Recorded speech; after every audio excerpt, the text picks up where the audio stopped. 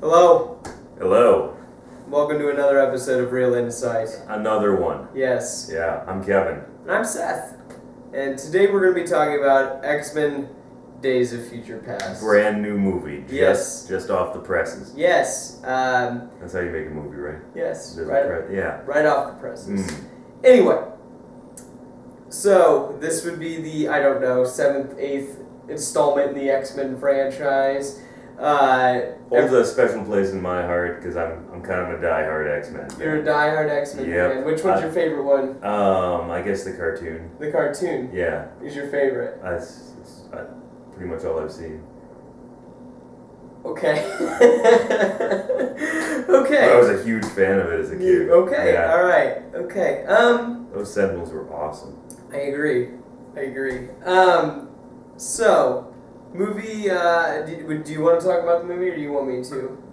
I mean, you can start it off because I don't want to sound like a fanboy just gushing. Okay, alright. Well, anyway, returning cast, you had, James McAvoy as Xavier, but at the same time you had Patrick Stewart as Xavier, you had Hugh Jackman as Wolverine, you have Michael Fassbender as Magneto, but at the same time Ian McKellen as Magneto, and the whole thing with this movie is there are two timelines going in this movie.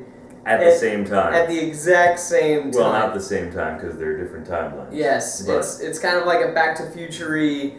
Right, they're on the stack. Yeah, kind of. Sure. Kind of. Back to the Future-y, trying to think of Terminator-y, trying to change the future. That's another movie I've seen. Yes. Yeah. It's like this post-apocalyptic flick at Where the beginning. Everything's destroyed. Yes, everything is destroyed. Mutants are almost extinct.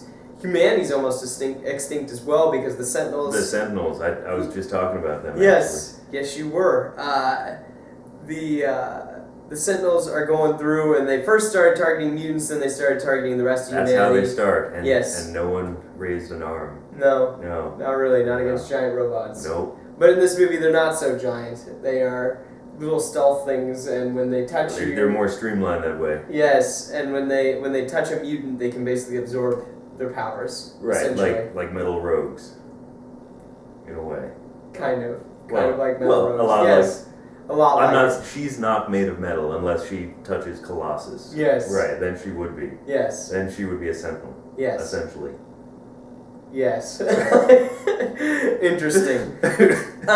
Anyway, so they use Kitty Pryde's power to send Wolverine back in time. That's kind of what this whole movie's about. And what they're going to do is they're going to... Just like in the comics, Yeah. Kitty Pryde goes back in time. But Wolverine and- goes back. Well, that's what I meant. Wolverine Okay. goes back in time. And then he is going to go back to this time where Mystique kills Boulevard Trask, played by none other than Peter Dinklage from Game of Thrones. Can't talk. Yeah, Trask. Remember Trask Enterprises from the cartoon? Yes. Yeah. Yeah. Good stuff. Uh-huh. Good stuff. Good Anyway. to see it making a comeback Mm-hmm. on the big screen. You haven't seen this movie, have you? Yes, I have.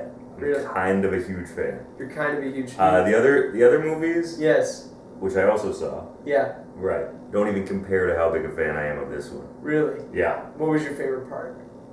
the time travel. The time travel was your favorite. When Nimrod gets sent back and they're fighting him, but he's so ridiculously overpowered. Nimrod's not in this movie. Well, you know who I mean.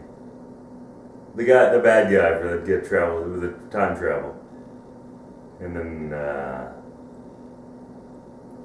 Just admit you haven't seen it.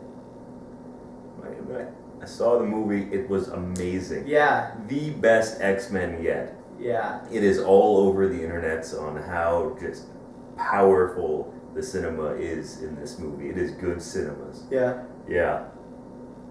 Just admit it, man. It's just your opinion, bro. Admit it. You haven't seen it.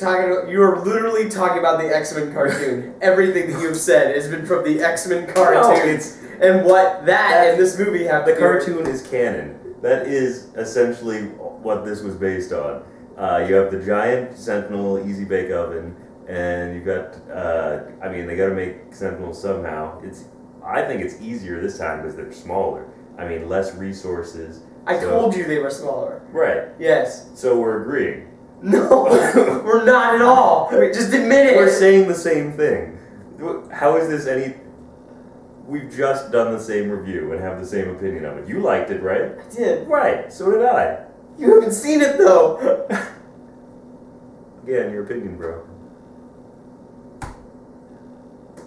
So anyway, I give it a 6.5 out of 10.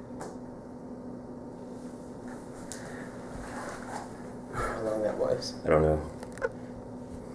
I didn't hit stop. There is no stop, is there, on the